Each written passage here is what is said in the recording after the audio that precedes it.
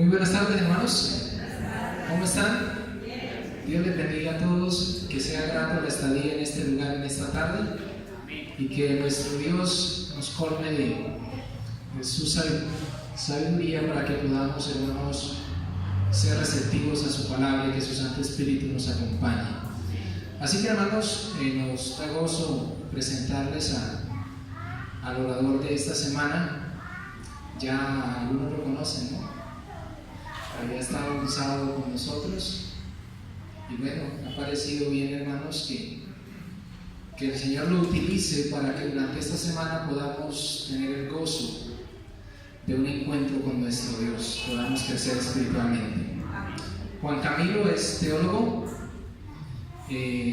también es estudioso o licenciado en las ciencias bíblicas con especialidades en idiomas bíblicos, lo que es hebreo, griego y inglés. También es gastrónomo. Así que, hermanos, tenemos a alguien que nos puede ayudar a entender un poco lo que necesitamos estudiar y además nos puede dar una receta esta semana, hermano. También maneja un canal, hermanos, en YouTube. Yo creo que anoche lo seguí, por ahí estuve chismoseándole lo que tiene, muy bueno. Así que, hermanos, el canal se llama Verdad Presente Revelada. Así que los que puedan suscribirse, hermanos, ahí va el comercial, hermanos. Así que les presentamos al hermano. ¿Cuánto le damos la bienvenida? ¿Está con la familia? Qué bueno, bienvenidos todos, Dios les bendiga y que podamos, hermanos, gozar más esta semana. Así que lo dejamos en las manos de Dios para que sea utilizado en la bendiga. Muy buenas tardes. Esta es mi segunda vez que estoy aquí en la iglesia El Jordán. Espero que sea una semana muy bendecida, muy nutrida para todos. Si tienen inquietudes, preguntas, por favor las escriben en un papelito y me las hacen llegar. Yo las preparo con mucho gusto y al otro día les presento la respuesta. Preparo bien la respuesta para que ustedes puedan tener un buen apoyo en cuanto a las dudas que ustedes puedan tener en cuanto a la escritura.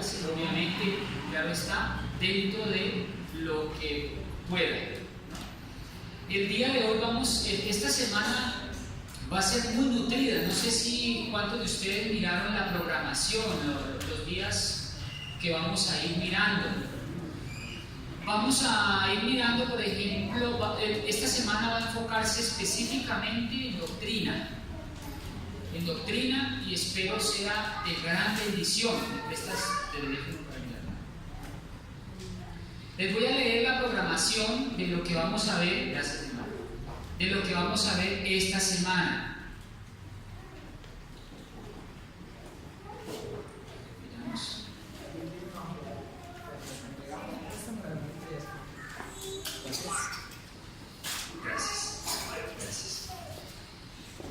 El día sábado hoy vamos a empezar con el primer tema que se llama la trilogía de la redención,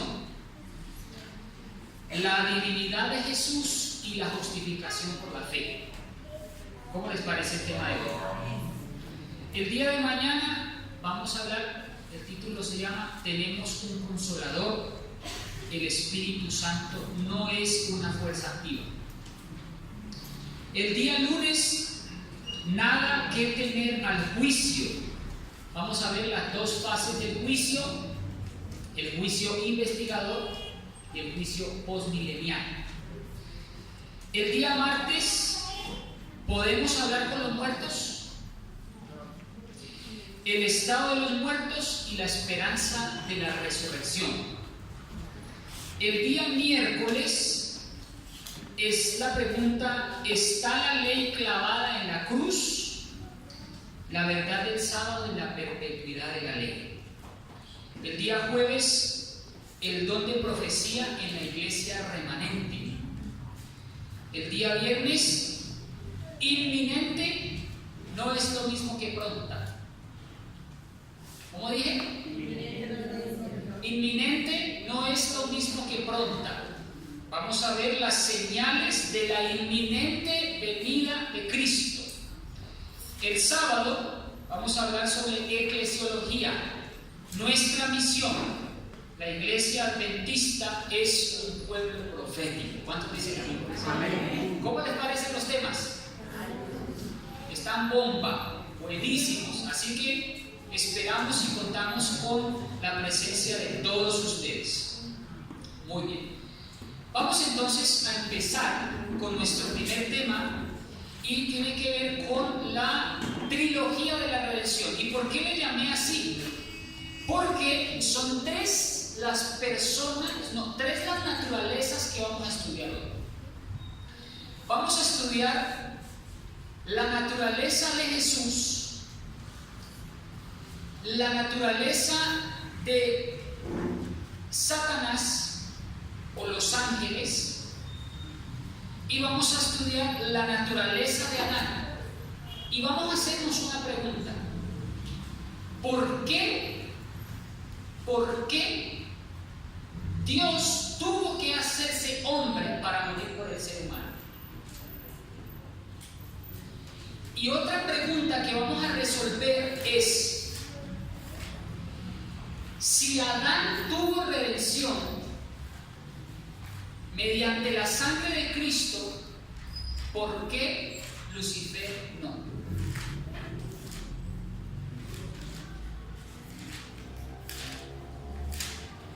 ¿Cómo les parece? Si Lucifer pecó, merece una redención. ¿Por qué no se le ofrece redención a Lucifer, pero sí a Adán? Tienen un minuto para pensar la respuesta. ¿Alguien tiene la respuesta?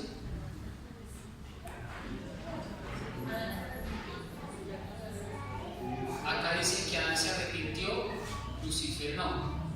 Porque Adán necesita la redención desde el plano humano. O sea, como ser humano pecó.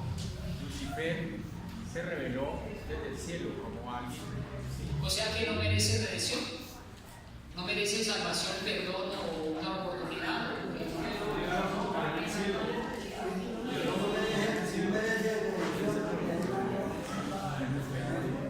Esa es una buena respuesta. ¿Qué salvación puede tener Lucifer si es él el que lo mata? Si él es el que se encarna contra Lucifer, contra Cristo. Es un buen argumento, muchas gracias, claro. O sea, ¿qué redención puede tener Lucifer si es él el que se encarga de ensañarse contra Cristo? No iba a aceptar esa sangre. Entonces la pregunta es: ¿qué redención se le podría ofrecer a Lucifer?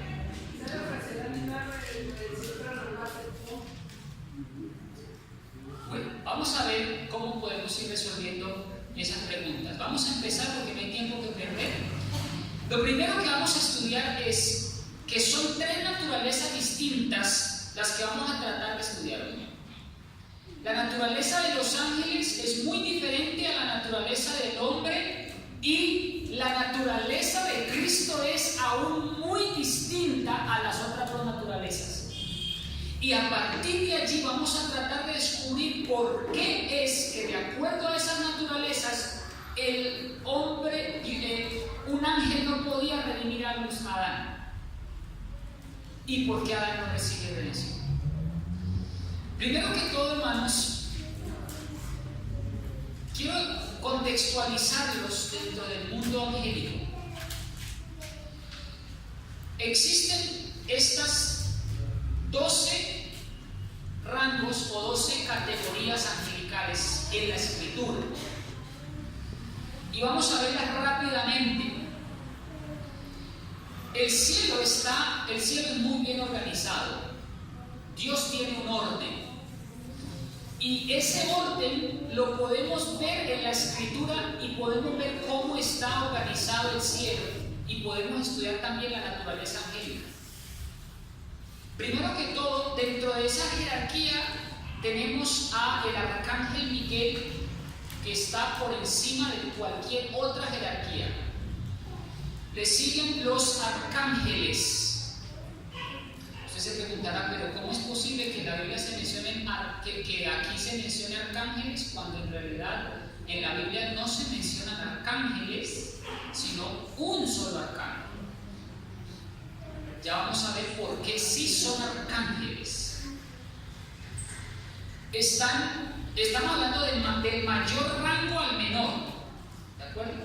El primero es el arcángel Miguel, le siguen los arcángeles, le siguen serafines, querubines, tronos, dominaciones, virtudes, potestades, principados, gobernaciones y los coros. Y por último, los melahim o los mensajeros. Ahora, vamos a empezar estudiando el primero, que es el arcángel. Vamos a Daniel capítulo 10. Vamos a estudiar mucho la escritura. Esto es una clase, más que todo, hagan de cuenta, una clase universitaria con una hora de cátedra. Entonces vamos a sacar la escritura y no vamos a proyectar los versículos en la pantalla para que ustedes puedan usar su propia Biblia y lo comprueben con sus ojos mismos, que la palabra de Dios tiene mucho poder. Y si usted se deja tocar por la palabra de Dios, algo va a hacer en su vida. Entonces yo lo voy a invitar para que use su Biblia en Daniel capítulo 10, versículo 21. Vamos a ver quién es el arcángel Miguel. Pero yo te declararé lo que está anotado en la escritura de la verdad. Y ninguno hay que se esfuerce conmigo en estas cosas, sino Miguel vuestro príncipe. ¿Cómo se le llama a Miguel aquí? Príncipe. Príncipe. La palabra Miguel, o en hebreo Micael, Mija, significa quién. ¿Quién? Y la palabra él es Dios. Por lo tanto, la definición es quien es como Dios. Eso significa Miguel. La pregunta es: ¿quién es como Dios? ¿Y quién es nuestro príncipe? Jesús, ¿verdad? La palabra arcángel significa argeángeles. La palabra arge significa primero o principado, que está por encima de algo más. Es como decir un coronel, como decir un general, como decir un sargento, está por encima de sus soldados. El arcángel significa que es el jefe de ángeles. Y ese jefe de ángeles se le conoce como ¿quién como Dios? Qué tremendo nombre que se le da a Jesucristo, ¿verdad? Y Jesucristo es el arcángel Miguel, el que está por encima de cualquier criatura. Gloria a Dios. Vamos a Daniel, ahí mismo, capítulo 12, versículo 1, y dice: y en aquel tiempo se levantará ¿quién? Miguel, el gran príncipe que está por los hijos de tu pueblo. Y será tiempo de angustia, cual nunca fue después que hubo gente hasta entonces. Mas en aquel tiempo será liberado tu pueblo. ¿Será liberado tu pueblo por quién? Por Miguel, nuestro príncipe. ¿Y quién es el que va a liberar nuestro pueblo? Jesucristo. Y todos los que se hallen escritos en el libro de la vida. Entonces aquí tenemos un nombre Miguel, pero no se le llama arcángel. ¿Dónde se le llama arcángel? Vamos a Judas capítulo 1, versículo 9, antes de Apocalipsis. Judas capítulo 1, versículo 9. Judas capítulo 1, versículo 9. Pero cuando, ¿qué cosa? ¿Ya lo tienen? Pero cuando el arcángel Miguel contendía con el diablo, disputando acerca del cuerpo de Moisés, no se atrevió a usar juicio de maldición contra él, sino que dijo: el Señor te reprenda. ¿Cómo se le llama aquí a Miguel? Arcángel.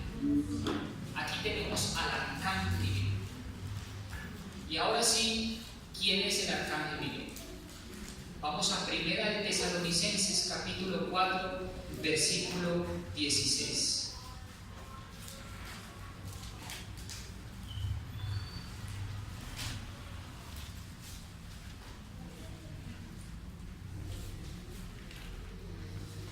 Porque el Señor mismo, ¿lo tenemos todos? Digan amén.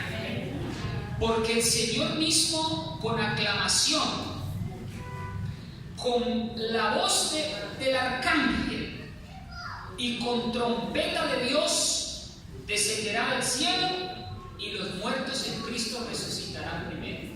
Yo les hago una pregunta: si Cristo viene con voz de arcángel, ¿es un arcángel? Claro, porque si tiene una voz de arcángel, ¿qué significa entonces? Que es un arcángel. Entonces aquí estamos dejando claro de que el arcángel Miguel es Cristo y es el único príncipe que está por encima de las demás. Ahora vamos con arcángeles.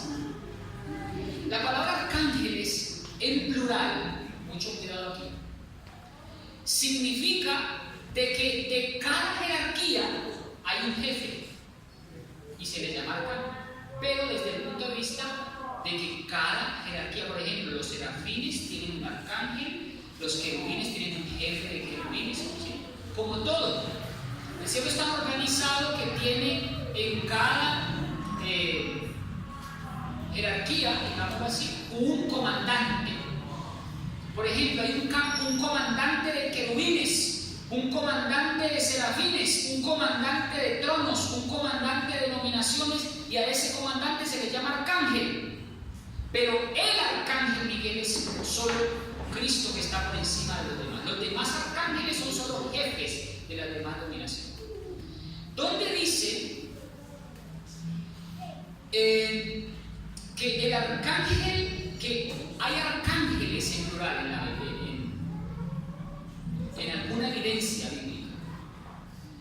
Yo les voy a mostrar una parte del espíritu de profecía. Está en inglés, pero se los voy a traducir. Lo que encontramos en la Review and Herald,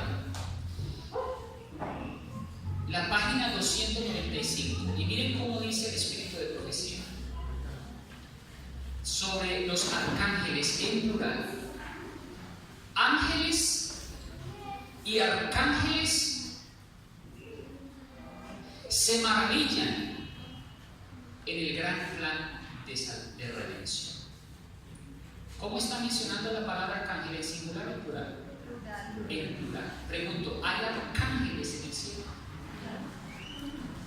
Hay arcángeles. El espíritu de profecía está hablando en plural. Y dice, ellos se admiran y aman al Padre y al Hijo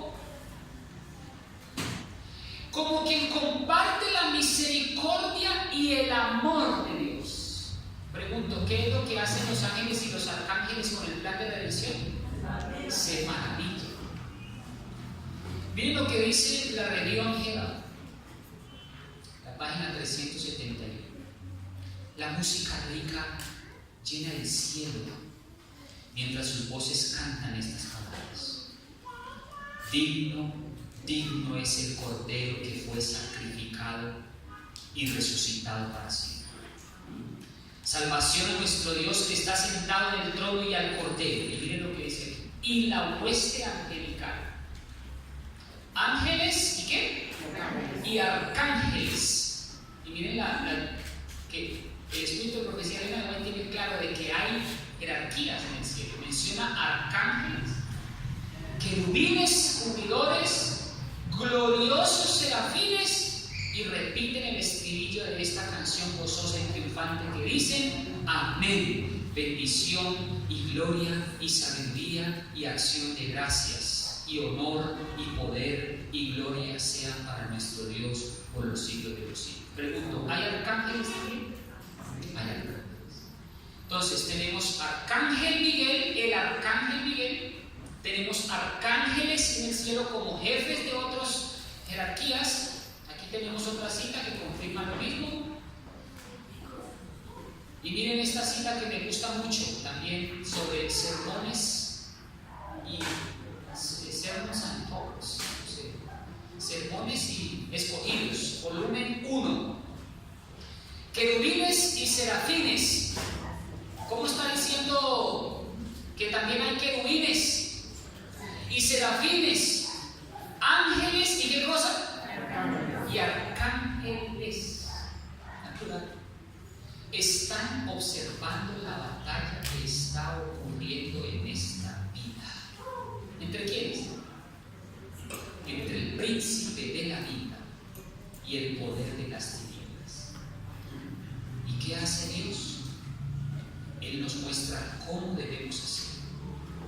cómo debemos llevar a cabo la batalla. Abandonó las cortes reales, dejó a un lado su manto real y cubrió su humanidad de divinidad. Se convirtió en un hombre entre los hijos de los hombres y aquí caminó el mundo como que un representante del amor de Dios, un ejemplo que podemos estudiar, un personaje que podemos imitar en cada fase para que podamos ver que no vivió para glorificarse a sí mismo, sino que vivió para señalar a Dios.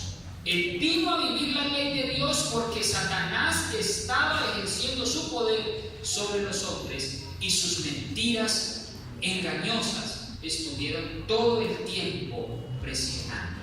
¿Cómo le parece? Pregunto, ¿hay arcángeles en el cielo? Hay arcángeles. Aquí tenemos más evidencia del espíritu de profecía que habla de que son jefes de ángeles, etc.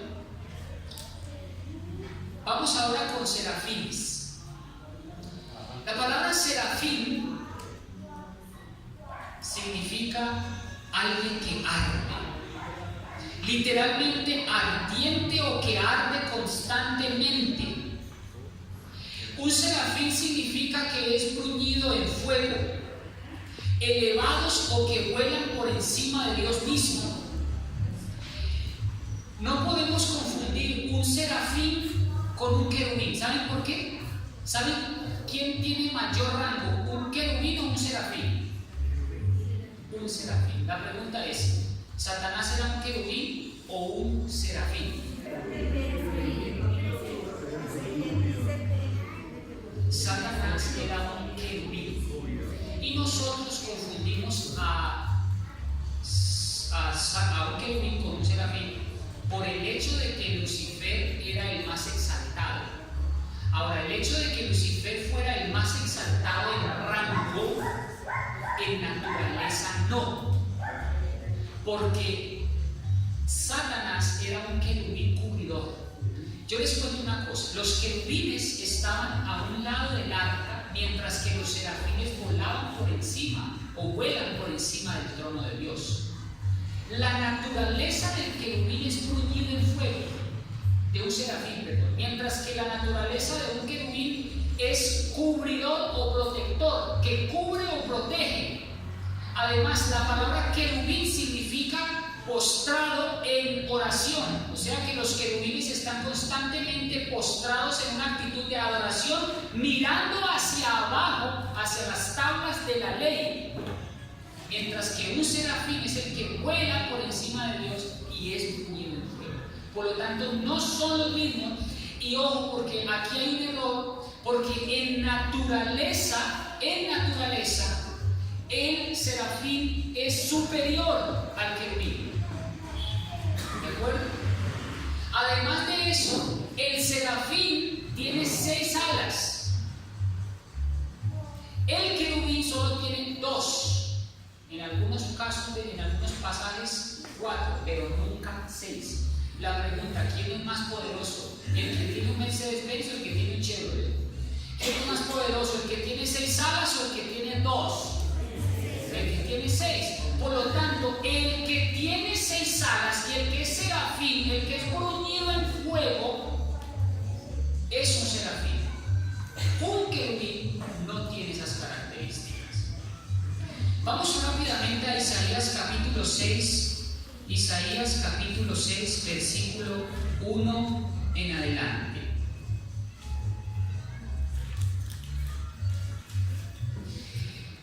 Versículo 2. Por encima de él. ¿Qué dice ahí? Por encima. Por encima. Ojo, porque ya vamos a ver que el querubín no está por encima. Por encima de él, ¿qué era lo que había? Serafines. ¿Cuántas alas tenían los serafines? 6 alas. Con 2 cubren su rostro, con 2 cubren sus pies y con 2 vuelan. Pregunto, ¿el serafín es estático? No. El serafín está volando por encima de Dios. Pregunta, ¿y el querubín? Vamos a ver el querubín. Esta es la posición de un querubín. Todo el tiempo está en esta posición. Su posición, por eso se llama queruba. La palabra queruba significa posición de oración. Esa que viene ahí. ¿Por qué los querubines están todo el tiempo en esa posición? ¿Y por qué mirando hacia abajo? Vamos a Ezequiel capítulo 28, versículo 14.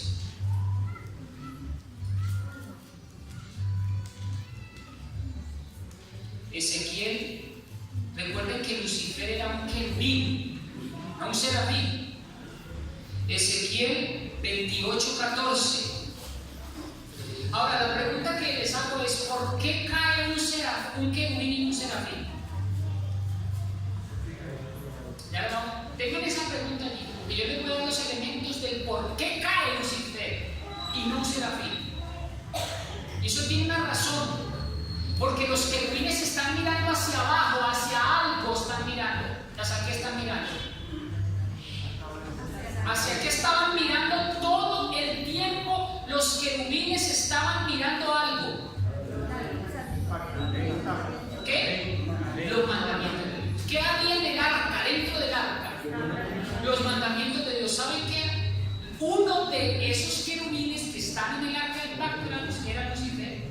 Y era tan, contemplaba Lucifer tanto la ley, que de un momento a otro empezó a cuestionarla y decir: la ley es innecesaria.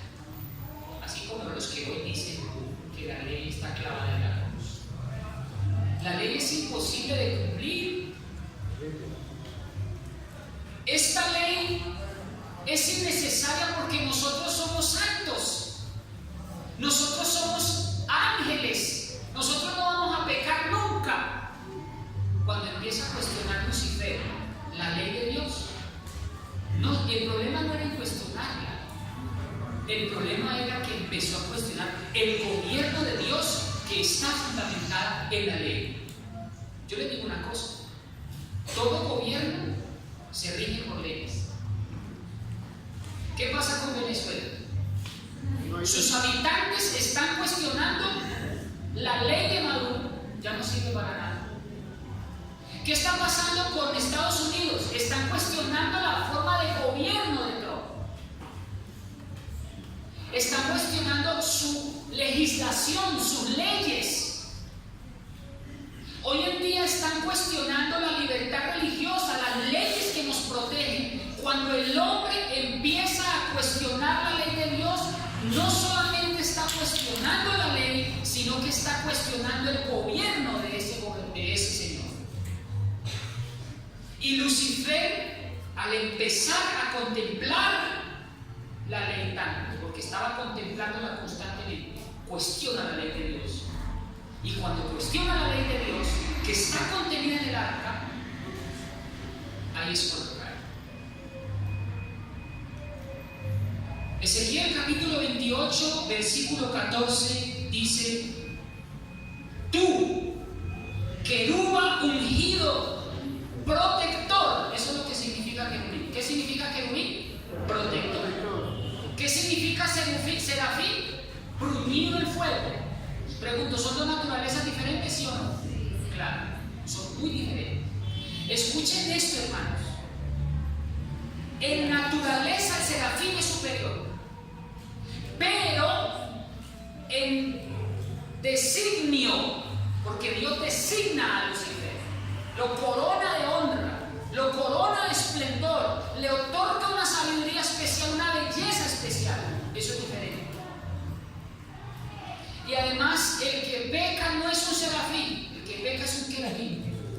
Independientemente de la belleza que tenga, el que sea protector o que sea querubín o serafín, querubín, Lucifer empieza a cuestionar la ley de Dios porque está más cerca de la ley.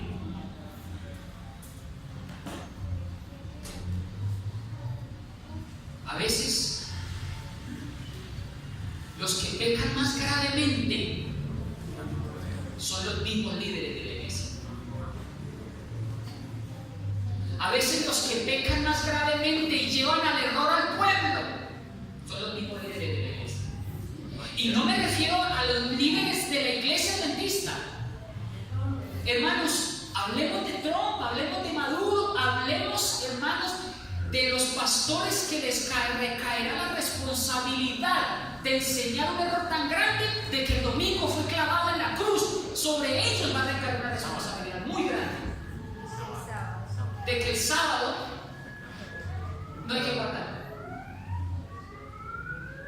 ¿Cómo es posible que líderes, grandes líderes, tengan iglesias inmensas, hermanos, enseñen de que el sábado está clavado en la cruz, de que la ley está abolida? Les pregunto, ¿sobre ellos recae una responsabilidad grande? Claro que sí. Lucifer contemplaba tanto la ley que ha infiltrado esas ideas hasta el día de hoy. Eso no es nuevo y eso, ojo, eso no es normal. ¿Cómo es posible, y eso lo vamos a hablar cuando hablemos del sábado y la ley, cómo es posible, hermanos, que pensemos que es inaceptable que un gobierno viva sin leyes? ¿Usted se imagina Colombia viviendo sin constitución? ¿Qué sería de Colombia sin la constitución política? ¿Qué sería el gobierno sin las leyes? Nos parece inconcebible, pero un gobierno de Dios sin la ley de Dios, sí. Yo no entiendo eso. ¿Cómo es posible que digamos que la ley de Dios fue clavada en la cruz y es completamente abolida e innecesaria? Pregunta, ¿y el gobierno de Dios entonces dónde queda? Es inútil. Por lo tanto, la ley de Dios no puede ser nunca abolida, porque es inmutable. Vamos a Ezequiel, ahí mismo en Ezequiel 28:12 dice: Hijo del hombre, levanta endecha sobre el rey de Tiro y diles: así dice Jehová el Señor, tú eras el sello de la proporción. Aquí dice proporción, lleno de sabiduría y perfecto en hermosura. ¿Saben por qué Dios le mandó a Moisés que tallara los querubines en martillo y en una sola pieza? Porque eran bellos, Dios los hizo bellos, dotados de una belleza particular, diferente a la belleza del serafín, diferente a la belleza del querubín, diferente a la belleza de un arcángel que sea, diferente a la belleza de un trono, un dominio, una dominación. Es ese pecado el que llevó a Lucifer a caer en la autosuficiencia, la belleza, la vanidad, la vanagloria. Y es ahí donde debemos tener cuidado, porque a veces nos dejamos descarriar por la inteligencia que Dios nos ha dado, nos dejamos descarriar por la fuerza que Dios nos ha dado, por los talentos o la riqueza que Dios nos ha dado, y a veces sencillamente nos desviamos como se desvió Lucifer. Así que si Lucifer era más bello, ojo, más bello, pero no poderoso, porque más poderoso era el arcángel Miguel, porque más poderoso era un serafín, por lo tanto él no era ni el primero ni el último. Y sin embargo Lucifer dice: ¿por qué necesito una ley? ¿Por qué tengo que guardarla? Si yo soy perfecto, si yo soy bello, si yo soy hermoso. Y eso es lo que el mundo está enseñando hoy en día. ¿Para qué necesito una ley? Si yo soy libre. Yo no necesito que nadie me diga que el homosexualismo no es malo. Yo no necesito que nadie me diga que la prostitución es mala o que el aborto es malo. Es mi vida y necesito vivirla libremente. Eso es lo que está enseñando Satanás, no desde ahora, sino desde el mismo cielo. Tremendo. Esas mismas fórmulas. ¿Y sabe qué es lo peor, hermano? Que esas fórmulas funcionan. Están funcionando.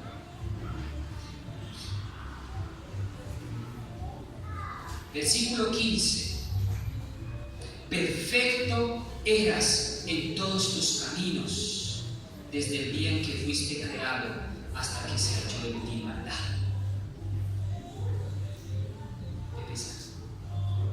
Primera de Reyes, miren que aquí dice que tiene solo 2 alas, para que ustedes vean que no tiene 6, sino 2.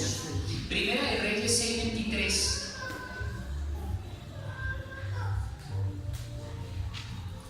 ¿Cómo les ha parecido hasta aquí?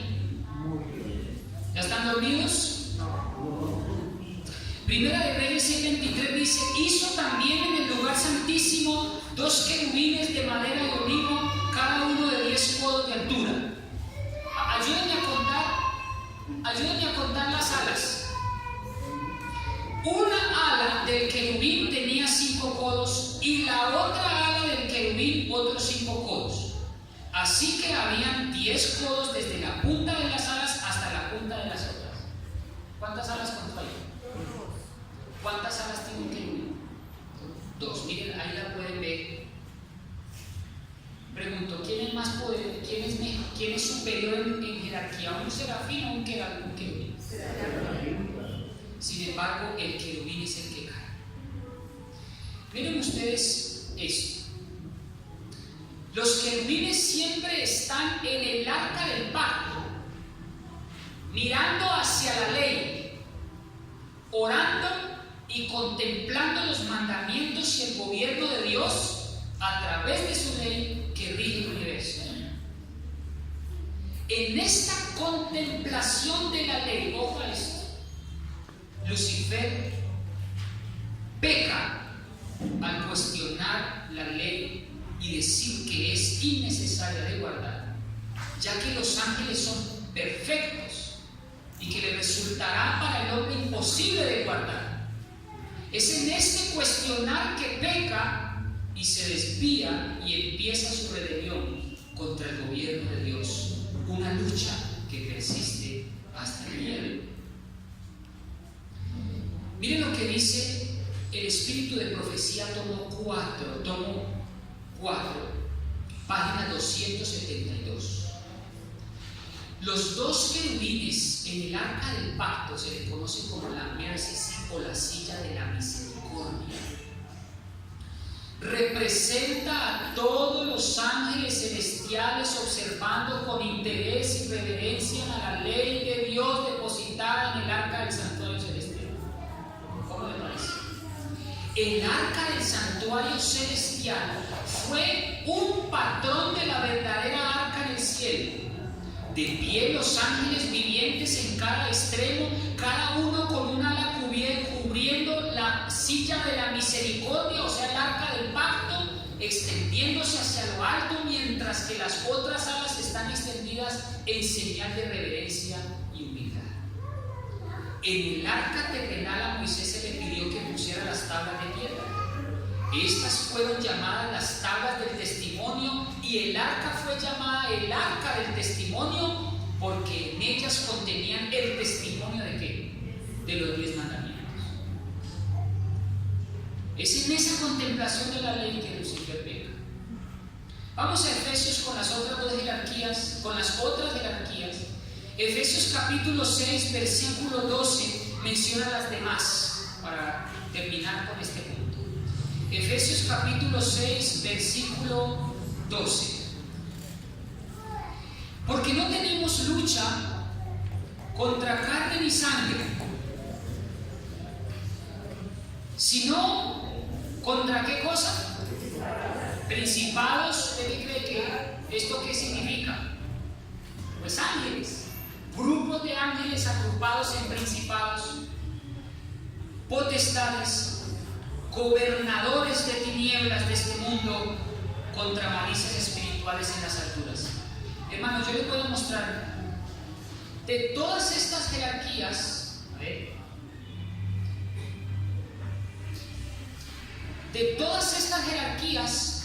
cayeron ángeles buenos, cayeron serafines, cayeron coros. ¿Usted sabe por qué hoy el mundo tiene tanto éxito en la música? ¿Por qué cree usted? Porque ángeles que eran especialistas en música bajaron aquí a corrompernos como nos han corrompido.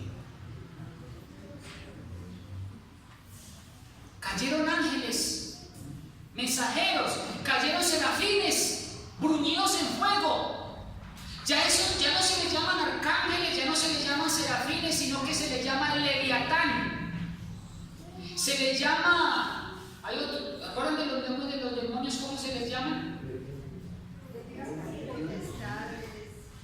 Belcebú. Hermanos, son nombres tan poderosos. Ahora yo les hago una pregunta. ¿Usted se imagina un serafín convertido en demonio tentándonos a nosotros? Pobre de nosotros. Por eso es que el mundo está como está. Y les digo una cosa: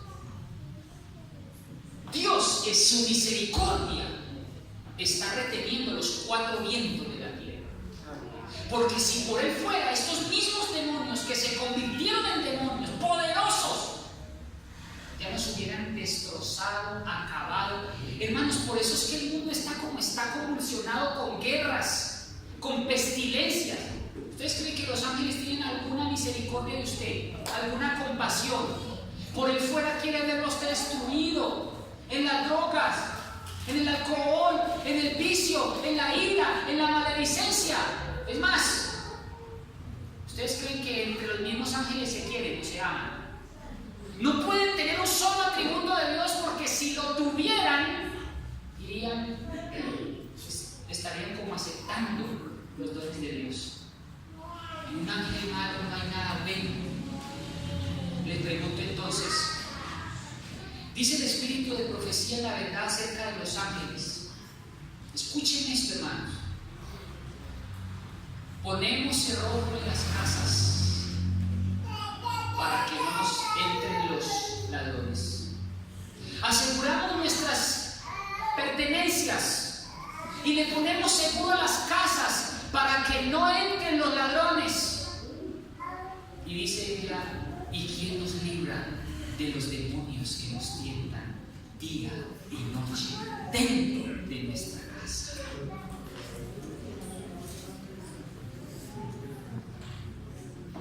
Un solo ángel es capaz de destruir miles de hombres, de acuerdo con la palabra de Dios, cuando el ángel de Jehová pasó por el campamento y mató más de 600,000. Le pregunto, hermanos, ¿usted cree que un ángel no es capaz de destruir su vida y sumirla en la miseria? Él puede hacerlo. Pero les digo una cosa, hermanos: todo lo podemos en Cristo. Por más poderoso que sea un serafín demonio, por más poderoso que sea un querubín demonio, por más poderoso que sea el mismo Satanás, que es un querubín furioso, nunca se nos olvide que el arcángel Miguel está por encima de todos.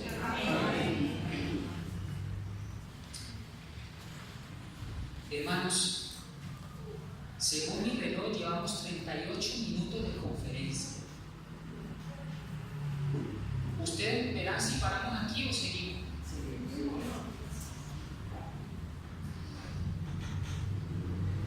Vamos a Colosenses capítulo 1, versículo 16. Y aquí entramos a la naturaleza del Hijo. Ya vimos un poco la naturaleza angelical. Por muy poderosos que sean los ángeles, tenemos una naturaleza que es muy superior a ellos, que es la naturaleza de Jesucristo. Yo les pregunto, ¿Jesucristo es creado? ¿De dónde procede Cristo? ¿De dónde viene y para dónde va? Pregunto, ¿Cristo es creado?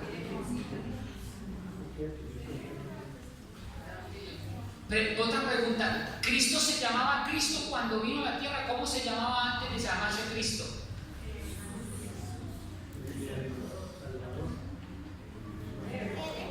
¿Cómo era su nombre antes de venir a la tierra y llamarse Cristo?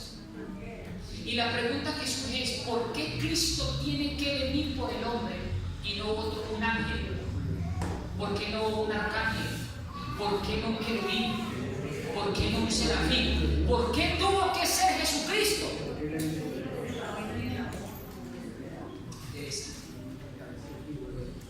Tienen dos opciones: o irse con la pregunta o esperar a la respuesta.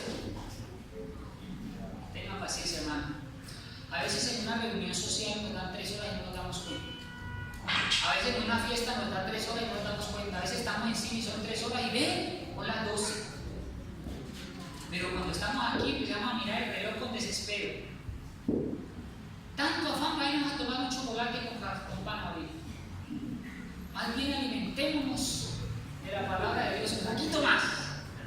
Vamos a Colosenses capítulo 1, versículo 16. Y aquí entramos a estudiar un poco sobre la naturaleza del Hijo.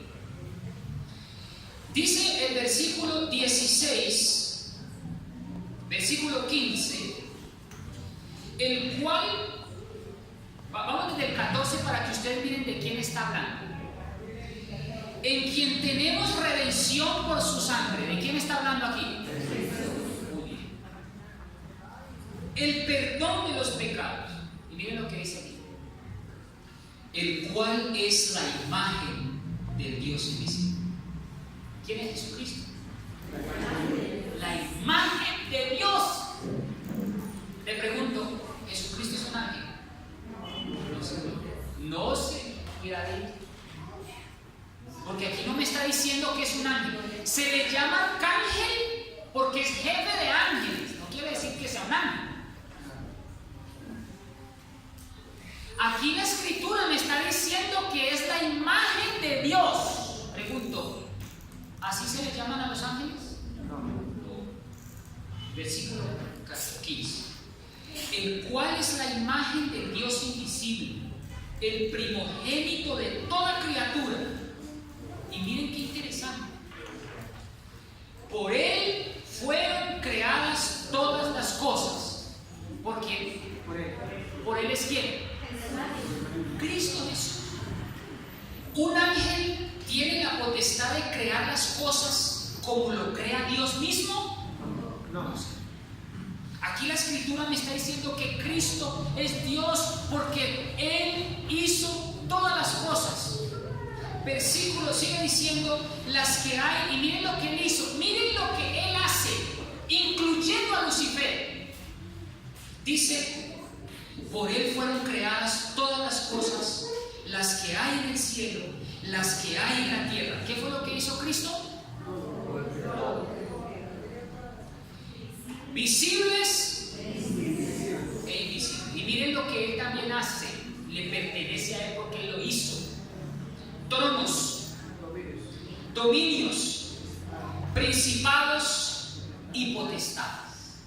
Todo fue creado por Él y para Él. Hermano, démosle gracias a Dios porque tenemos un gobernante perfecto.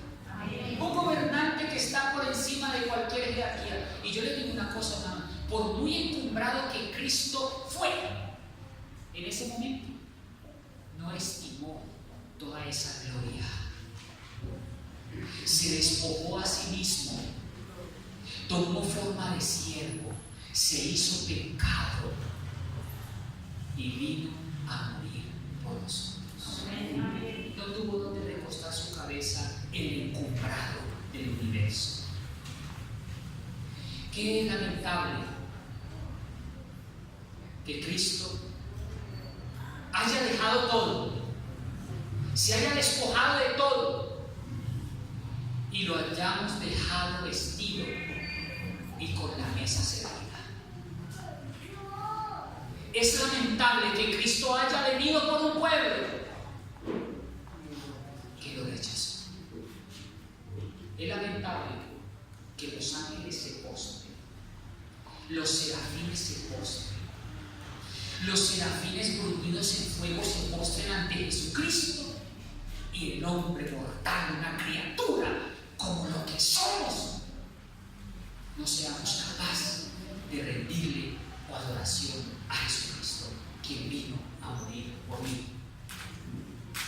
Qué curioso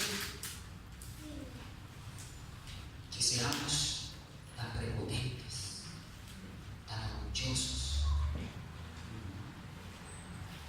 que no seamos capaces de adorar al que dio la vida por mí.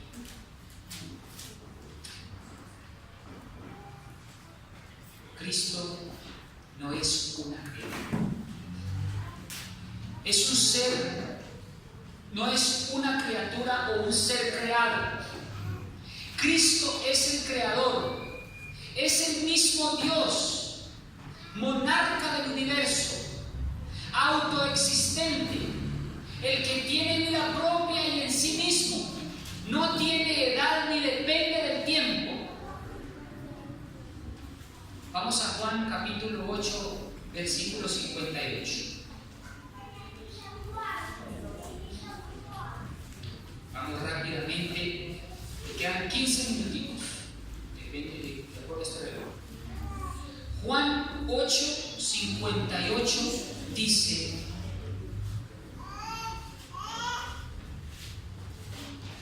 Jesús le dijo: de cierto les digo, antes que Abraham fuese, yo soy. Pregunto, ¿Jesucristo era antes que Abraham? Pero ¿cómo así si Abraham fue muchos años, miles de años atrás, y Cristo nació como 4000 años después? ¿Por qué Jesucristo dice que antes que Abraham fuese, o sea, en la época de Israel, él ya era? ¿Cómo así? Ya existía antes que Abraham existiese. Y miren, les digo una cosa, miren lo que pasó en el versículo 59. Entonces tomaron piedras para arrojárselas, pero Jesús se encubrió y salió del templo atravesando por el medio de ellos, y así pasó. ¿Por qué creen ustedes que los fariseos querían apedrearlo? Porque Cristo se está atribuyendo para sí algo que solamente lo puede decirlo alguien con autoridad. Y sin embargo, Cristo lo dice: yo soy. Miremos Éxodo 3:14 para que ustedes vean quién fue el único, o quién es el único que tiene semejante atributo. Éxodo 3:14. Y respondió ¿quién? Dios a Moisés: yo soy el que soy. Y dijo: así dirás a los hijos de Israel: yo soy, me ha enviado a vosotros. Pregunto, ¿qué se está atribuyendo Cristo para sí? Que Él es ¿qué? Dios. Ahora yo les digo una cosa, yo no sé si ya se notaron en el tiempo gramatical, pero aquí dice: antes que Abraham fuera, yo soy. ¿Por qué no dijo antes que Abraham fuera, yo fui?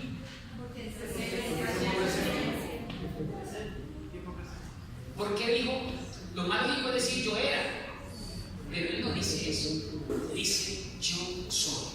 Pronunció el nombre que no se pronunciaba. El rabino de Galilea, el humilde carpintero, pronuncia el nombre de Dios y se lo atribuye para sí. Por eso querían apedrear.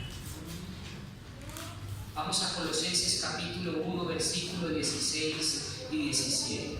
Colosenses 1, 16 y 17.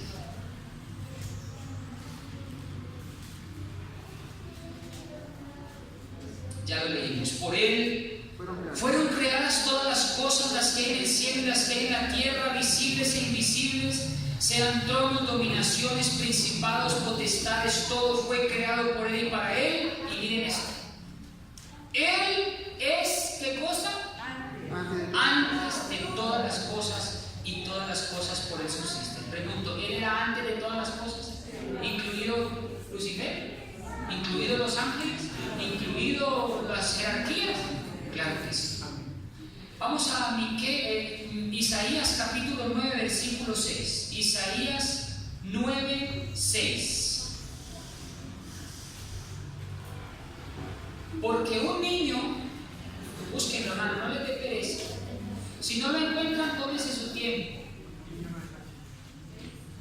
Isaías 9:6 dice: porque un niño nos es nacido, hijo nos es dado, y el principado será sobre sus hombros, y se llamará su nombre admirable, consejero, ¿qué cosa? Dios fuerte, Padre eterno, príncipe. ¿Cómo se va a llamar Jesucristo?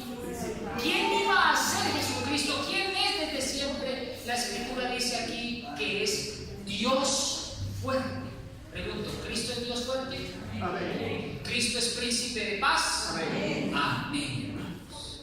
Amén. Hebreos capítulo 1. Vamos a Hebreos capítulo 1.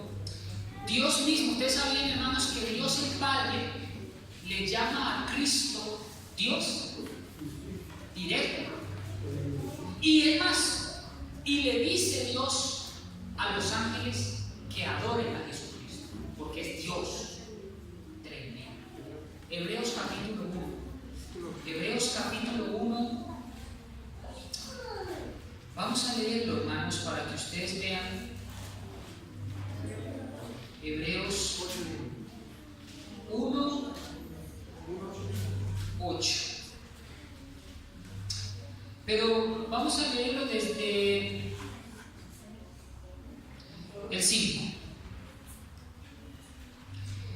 Porque a cuál de los ángeles dijo Dios, miren, a ningún ángel Dios le dijo esto, a ningún ángel, dice en pocas palabras, ni a un querubín, ni a Lucifer, ni a Serafín, ni a nadie. A ningún ángel le dijo Dios, mi hijo eres tú. Pregunto, ¿quién es entonces el hijo?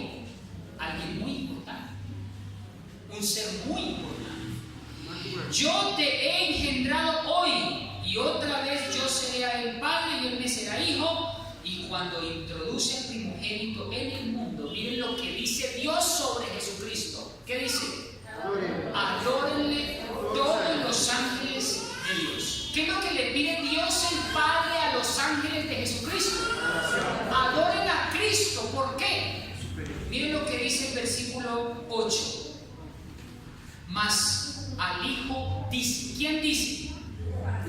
Dios el Padre le dice al Hijo. Miren lo que le dice Dios el Padre al Hijo. Tu trono, ¿cómo dice? Oh Dios. ¿Cómo le llama Dios a Jesús?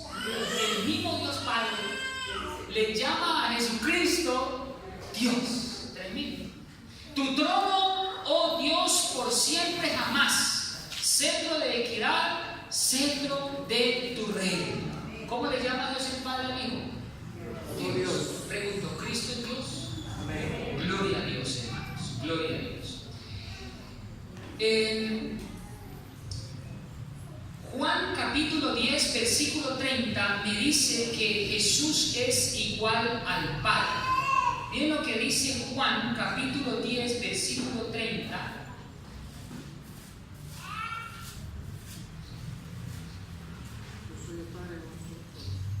¿Qué dice?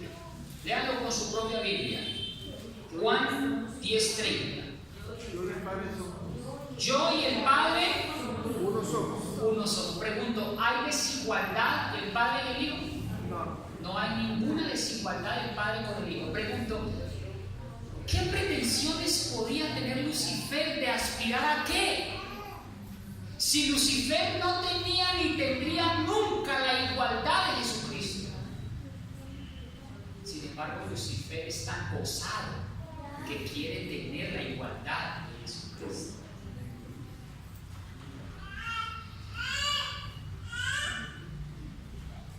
Miren, por ejemplo, también en la fórmula bautismal vemos la igualdad del Padre, de Jesús.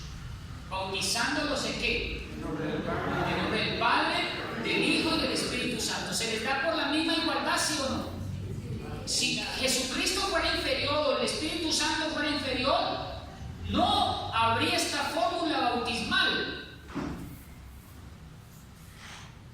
Vamos a Mateo capítulo 28, versículo 17 y miremos que se le adora como Dios. Mateo 28, 17.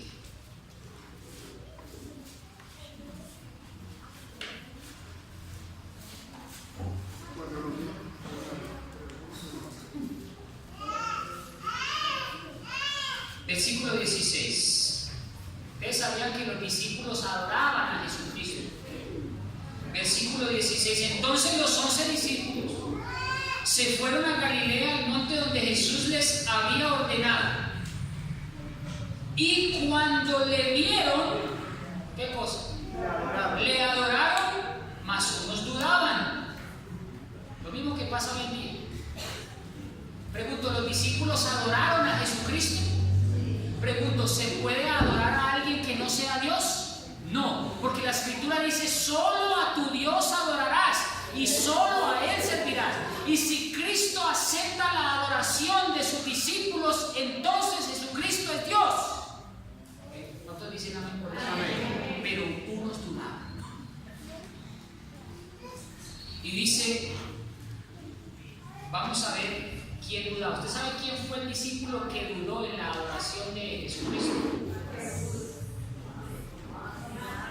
Dicen los discípulos. Hay que buscar dentro de esos discípulos quién dudaba. Juan 20:28. Tomás.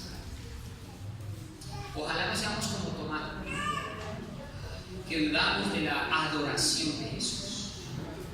Versículo 27.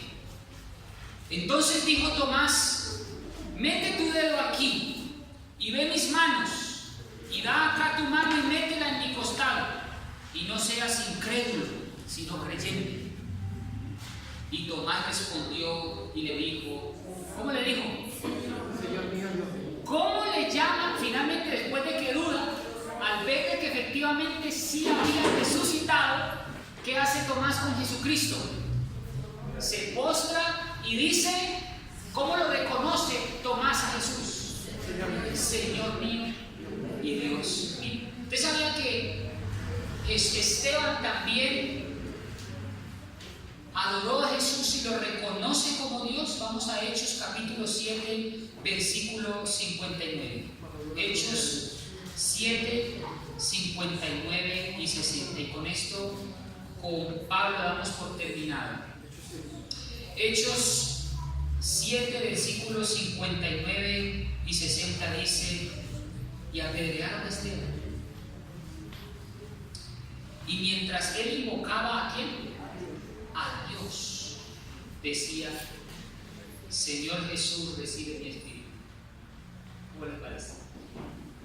Estaba invocando a Dios, pero ¿a quién es el que invoca? Señor Jesús, recibe mi espíritu. Y arrodillándose clamó a gran voz: Señor, no le tomes en cuenta este pecado. Y habiendo dicho esto, durmió. ¿Cómo le llama a Jesucristo? Señor. Tremendo, los discípulos. Miremos a Pedro, Hechos capítulo 2, versículo 36. ¿Ustedes creen que la teología de los apóstoles era ajena a la divinidad de Jesucristo? Pedro 2, 36. Perdón, Hechos 2:36.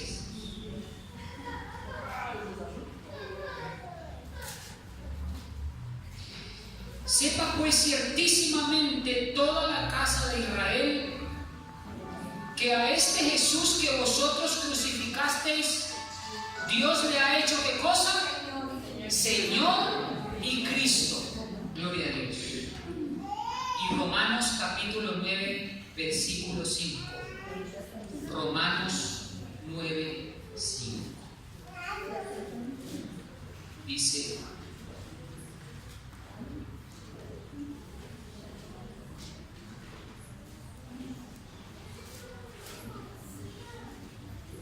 de quienes son los padres y de los cuales vino ¿quién?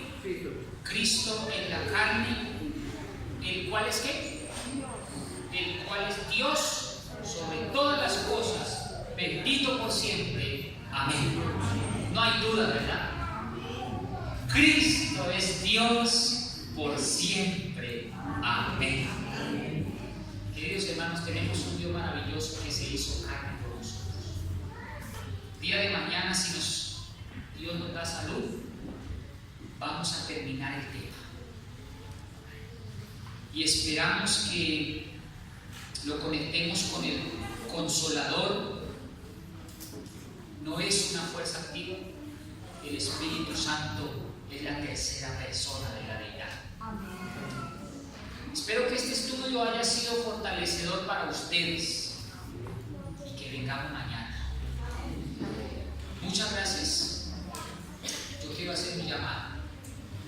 Yo quiero invitar a los hermanos que quieran orar conmigo para darle gracias a ese Jesús que murió por mí, que se despojó de todo y que a pesar de que tiene todo en su poder, se hizo carne y hombre por amor a nosotros. Vamos a colocarnos de rodillas, vamos a pedir una bendición a Dios por este mensaje. Oremos. Amantísimo Padre,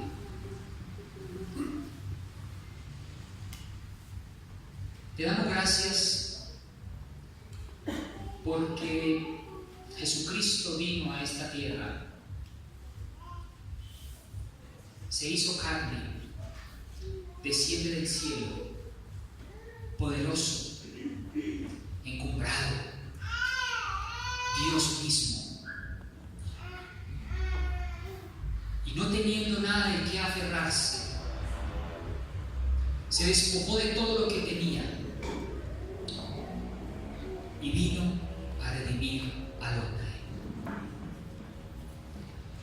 Mientras Lucifer quería ser Dios, Dios se hace hombre y nos demuestra que no es con vanagloria, no es con riquezas y con gloria como se conquista la vida eterna. Es con humildad, con mansedumbre y reconociendo siempre ese sacrificio que hizo Jesucristo por nosotros. Hemos visto que Lucifer, un ser encumbrado, quería ser como Dios, pero estaba muy equivocado, porque sus planes y sus propósitos eran egoístas y envidiosos contra Cristo. Y por eso se ensaña con sevicia contra el Hijo de Dios. Y sin embargo, Cristo no abrió su boca y como cordero fue llevado al matadero. Gracias, Señor Jesús, por rescatarnos y por hacer tanto por nosotros. No queremos ser esos siervos de Satanás. Queremos ser siervos del gran gobernante Jesucristo. Danos una noche tranquila y en paz. Despedimos este santo sábado dándote gracias por tu misericordia y dándole la bienvenida a una semana más. Danos una semana muy bendecida y que podamos venir y fortalecer nuestra fe, nuestras creencias y nuestras doctrinas esta semana. Que hagamos esfuerzos en nuestro trabajo por venir, que no nos dé pereza, que si hay lluvia, tú nos puedas ayudar para venir con fe, con la esperanza de que vamos a salir llenos de tu palabra. Lo pedimos y lo agradecemos en el nombre de Jesús. Amén. Voy a pedirles muy amablemente que por favor tomen asiento. Vamos a escuchar un hermoso especial. Cuando los hermanas terminen, ya podemos ir en paz, descansar tranquilos.